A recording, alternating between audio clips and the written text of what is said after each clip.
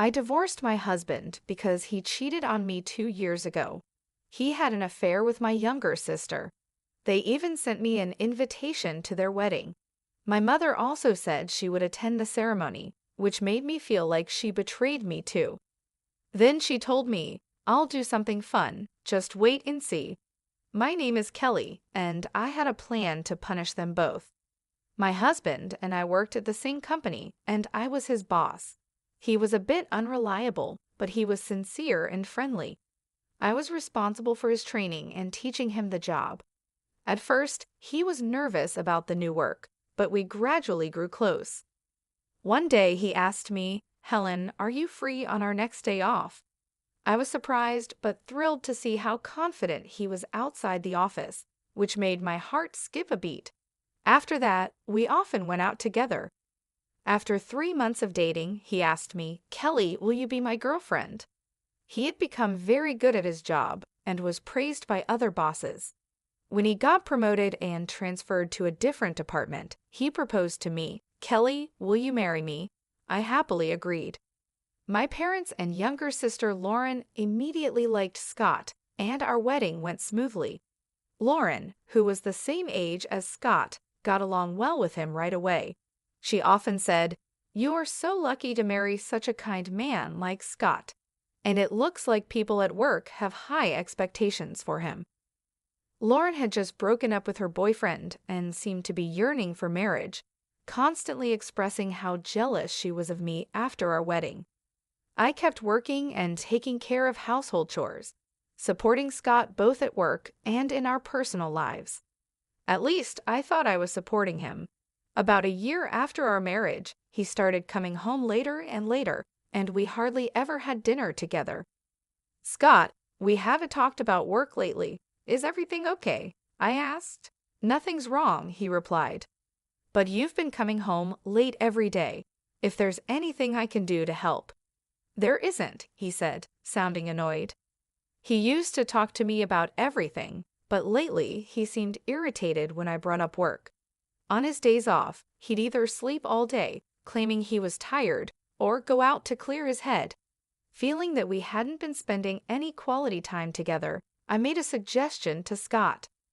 "Hey Scott, how about we go to a spa together during next month's holiday?" My sister recommended a place to us. "A spa, huh?" "Yes, it's a place where we can heal our body and mind from daily stresses at work," I explained. He seemed busy, so I made a hotel reservation with the spa for him. 1 week before the spa trip, I asked, "Scott, what time should we leave the house next week?" "Huh? Oh, is the spa trip next week? I forgot to mention, I have to go on a business trip next weekend." "What? But you've known about the spa trip for quite some time." "Well, it's work, so it can't be helped," he said. "Right, I see." Scott's department seemed to be busier than ever with frequent business trips. I had no choice but to give up this time as well. As always, Scott left early in the morning for his business trip. If things had gone as planned, we would have been heading to the spa together by now, I thought to myself. While I was feeling down, I got a phone call from the hotel where I had made a reservation. Despite having sent a cancellation email, it seems they did not receive it due to an error, and they called to confirm our arrival time. I thought I might as well invite Lauren. I called my parents' house, but Lauren had been out since the morning and wouldn't be back home. So, as a last resort, I decided to invite my mother to the spa. I half gave up on the idea that my mother would be able to go on such short notice, but surprisingly, she agreed. "Really? Is it okay to leave Dad alone?" "Right now, I'm more worried about you than your father," she said. It seemed she had noticed that I had been down lately and decided to accompany me on the trip. "Thanks, Mom. I'm the one who should be thanking you. I'm happy to be able to take a trip with you like this." I decided to enjoy the trip with my mother, which I hadn't done in a long time. However, when we arrived at the hotel, we witnessed something shocking. "Mom, look at that." At the hotel, we saw Scott, who was supposed to be on his business trip. He was arm in arm with a woman. looking happy as they entered the hotel where we were supposed to stay. The moment they entered the hotel, the woman with Scott turned her face in our direction for a moment. "You've got to be kidding," I thought. The woman with Scott was my sister, Lauren. After that, I was in a state of shock and don't remember much about how I got home. After drinking some tea my mother made for me, my feelings finally started to calm down. He had been deceiving me. Not just Scott, I had also been deceived by Lauren. After calming down, I called Scott's department. As I had suspected, his department had been trying to reduce their workload for the past few years, and they were not making employees go on business trips or do any overtime as much as possible. When I told my mother about the days when Scott came home late or was on business trips, it turned out that Lauren was also not at home during those days. It was all starting to make sense. All those days when he came home late and said he was on business trips, he was actually meeting up with Lauren. When I learned the truth, anger welled up inside me rather than sadness. "Mother, I'll divorce Scott. I don't want to see Lauren, so I won't visit the house for a while." She kept silent but understood my feelings. I prepared everything before Scott came back. I arranged the divorce papers, signed a new lease for a house, packed my belongings, and moved into an apartment where I could stay until I officially moved into the new house.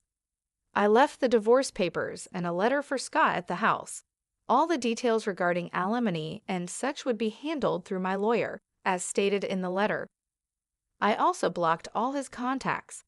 I didn't want Lauren and Scott to know my new address, so I didn't tell my parents.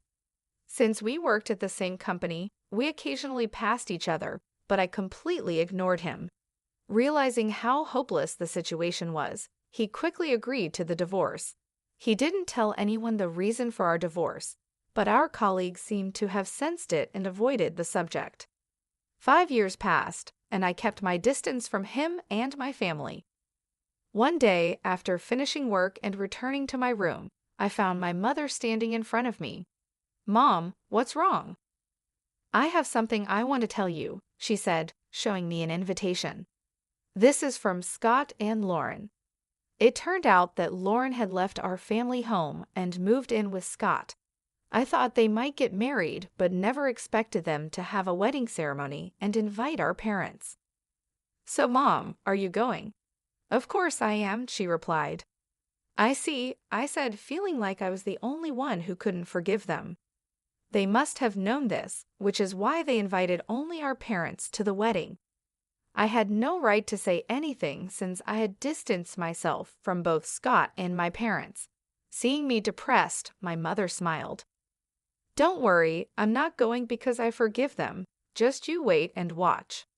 On the day of the wedding, my mother called me through a video call. "I don't want to see their faces," I said, about to hang up. But I remembered my mother's words and kept the call connected. The screen showed a slideshow that was being presented. The MC began introducing the slides. This slideshow was made by the bride's mother. She gathered photos from her beloved daughter's birth to the present and created this slideshow. I was surprised that my mother, who wasn't good with technology, could create such a slideshow. It brought back a feeling of depression inside me. "Mom, you did this much for Lauren?" But in the next moment, I was captivated by the screen. This isn't Lauren. The slideshow started with a photo of me when I was born. The MC continued, "So cute." There's a resemblance to Lauren somehow. As the guests watched with a relaxed atmosphere, Lauren's expression stiffened. The MC continued, "Since she was young, the bride has always been devoted to her family. She was a diligent student and succeeded in entering her desired university. After starting her job, she became a very reliable employee at the company." Lauren's friends and colleagues, who knew about her student days and workplace, began to buzz with excitement. "Huh? Is that a photo from the welcome party at University N? Lauren didn't go to such a good university, did she? Hey, isn't that a photo from the company's welcome party? Wait a minute. Looking closely, it's completely different.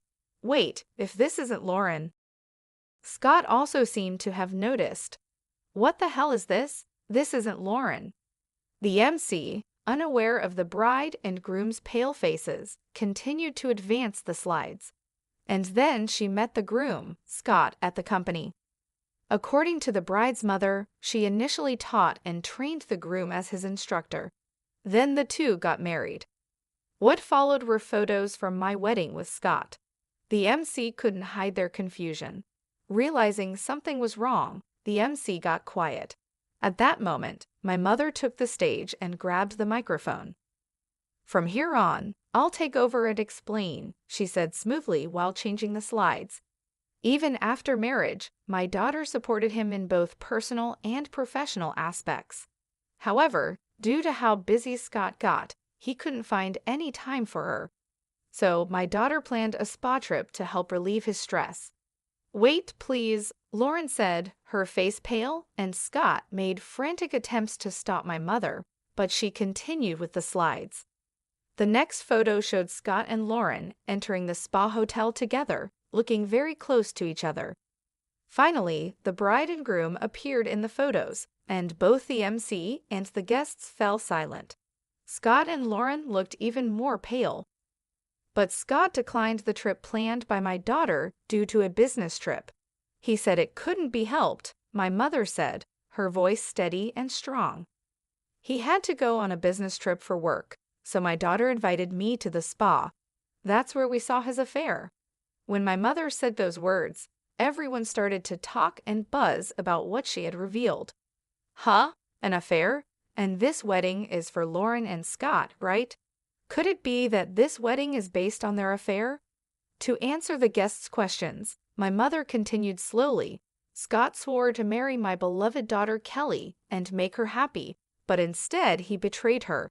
To make matters worse, he cheated on Kelly with her own sister, Lauren." "Mother, stop it already. Today is my wedding day. Why won't you celebrate my happiness?" Lauren cried as she tried to stop our mother. Still, my mother coldly looked at Lauren and said, "I have always wished for your happiness, but you've ruined it first." Kelly always considered not only herself, but also the happiness of her family. What about you, Lauren? Have you ever thought about how much Kelly would be hurt by your actions? "Well, she always seems so happy. It's not fair," Lauren responded. "So instead of being happy for your family, you just got jealous, huh?" my mother asked. "Mother-in-law, please stop. She is your precious daughter too, right? If that's the case, can't you celebrate our new beginning? Why are you doing this?" Scott pleaded. "I don't want to become a family with someone as dishonest as you. I saw it clearly at today's ceremony. If you really intend to start something with Lauren, why didn't you invite a single person from your own company? If you're going to have such a grand ceremony, shouldn't you apologize to Kelly? It's selfish to invite me and her father to the wedding without making any effort like that." "But Kelly has been ignoring me all this time," Scott protested. "Of course she has, after what you've done. It's only natural," my mother replied. "But that's all in the past, isn't it?" Scott argued. "Do you think her wounds will heal in just 5 years? Do you think you can regain our trust in such a short time?" "Don't be ridiculous," my mother said. After those words, my mother angrily left the venue with my father. I could hear my mother's voice from the cell phone. "The reason for your divorce, did you see that, Kelly?" "Yes," I replied. "I'm sorry for reminding you of painful things," she said. "I just can't stand seeing those two acts like nothing happened. No thank you, I feel relieved. It's like you said everything I wanted to say." "That's right, Kelly, you always keep everything to yourself. I thought it was too kind of you not to tell your colleagues the reason for your divorce." After that, my mother sent me the recording of her conversation with Scott during the wedding. As my mother said, even if time passes, it's not easy to forget. Moreover, Scott showed no signs of remorse, calling it a thing of the past. I decided to start my second life by giving Scott a proper punishment. I chose to do it during his presentation at the company. It was open to volunteers from various departments, so I quickly signed up and entered the conference. When it was Scott's turn, his supervisor, unaware of his remarriage, said, "Scott, you seem even more motivated today because you just got married." "Yes, I will do my best for my family," he replied happily. He should have known I was in the room, but he didn't. I became even more determined and played the recorded audio I received from my mother. The participants were surprised by the sudden noise, but as they learned about his affair with my sister after marrying me, they began to accuse him. "Scott, didn't you say that the reason for the divorce was a difference in values?" someone asked. I couldn't help but burst into laughter. "Oh, really? Did you say something like that?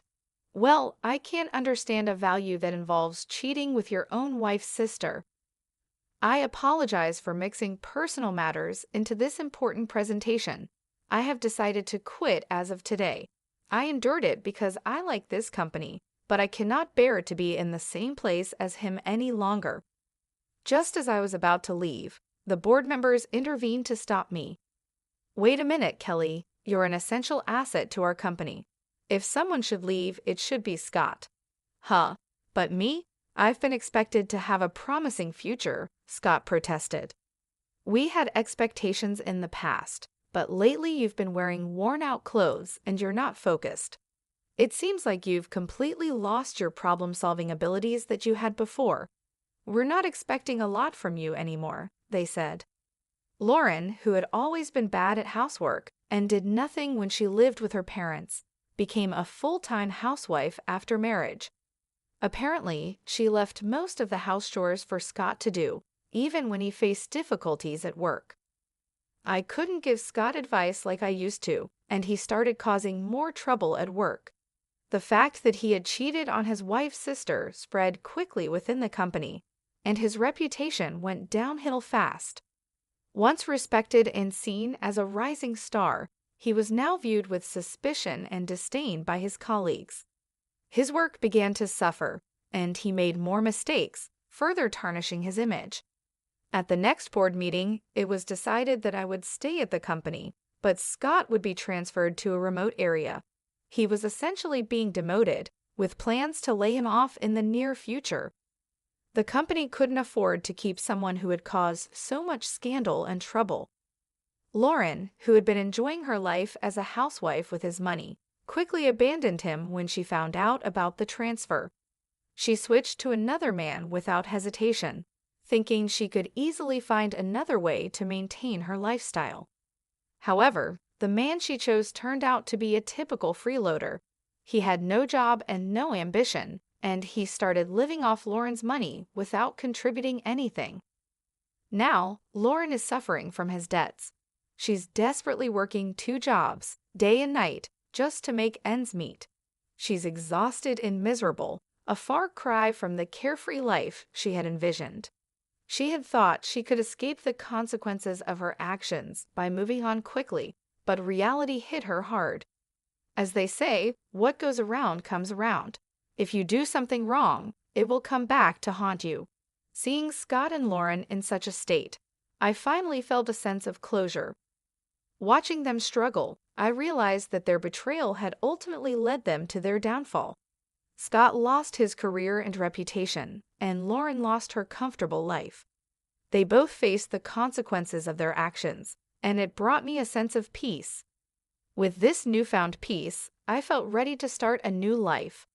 I could finally move forward without the weight of their betrayal hanging over me. I was free to build a future on my own terms, without the shadows of the past holding me back. I focused on my career and started taking on new challenges at work. My colleagues, who had seen me endure so much with grace and strength, supported me. I received a promotion, recognizing my dedication and hard work. It was a fresh start, and I was determined to make the most of it. In my personal life, I began to reconnect with old friends and make new ones. I joined a local community group and started volunteering, finding joy in helping others. These activities helped me rebuild my confidence and reminded me of the goodness in people. I also took time for self-care, exploring hobbies I had neglected during my marriage. I started painting again, a passion I had always loved but had put aside. The creative process was therapeutic, allowing me to express my emotions and find healing. Eventually, I even opened my heart to the possibility of love again. I went on dates, met new people, and learned to trust again. It wasn't easy, but I knew that not everyone was like Scott and Lauren. There were good, honest people out there, and I deserved happiness. As the years went by, I found myself happier and more fulfilled than I had ever been. The pain of the past had faded, replaced by the joy of new experiences and the satisfaction of personal growth. Scott and Lauren were distant memories, reminders of lessons learned but no longer sources of pain. Their lives, on the other hand, continued to be marked by the consequences of their actions. Scott never recovered his career, moving from one low-paying job to another. Lauren remained trapped in a cycle of financial struggle, her new partner's debts dragging her down. In the end, I realized that true happiness comes from living with integrity and kindness. Betrayal and deceit bring only temporary satisfaction, followed by long-term suffering. I chose to live my life with honesty and compassion, and in doing so, I found the peace and happiness I had been seeking all